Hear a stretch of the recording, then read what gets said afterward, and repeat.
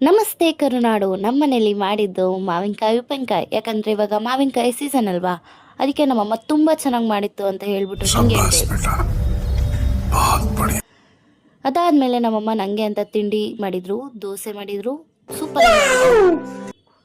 ಅದಕ್ಕೆ ನಾನು ಆ ಥರ ಕಾಮೆಂಟ್ರಿ ಕೊಟ್ಟೆ. ಆಮೇಲೆ ನಾನು ಪಿಸ್ತಾ ತಿನ್ಬೇಕನ್ನಿಸ್ತು, ತಿಂದೆ.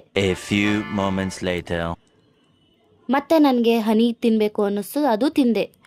ಅದಾದಮೇಲೆ ನಮ್ಮಮ್ಮ ಒಂದು ಬಾಕ್ಸ್ ಇಟ್ಟಿರು, ಅದರಲ್ಲಿ ಚಾಕ್ಲೇಟ್ ಇರುತ್ತೆ ಅಂತ ನೋಡಿದ್ರೆ ತೆಗೆದು ನೋಡಿದಾಗ ಏನೂ ಇಲ್ಲ.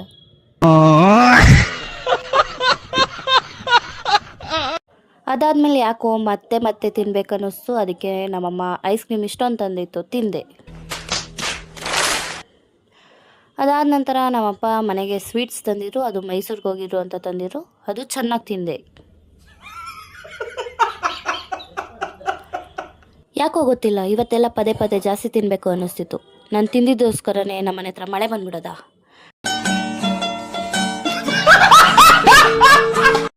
ಅದಾದಮೇಲೆ ಯಾಕೋ ಗೊತ್ತಿಲ್ಲ, ತಲೆ ಎತ್ತಿ ನೋಡಿದ್ರೆ ಮರ ಎಲ್ಲ ಡ್ಯಾನ್ಸ್ ಆಡ್ಬಿಡೋದ.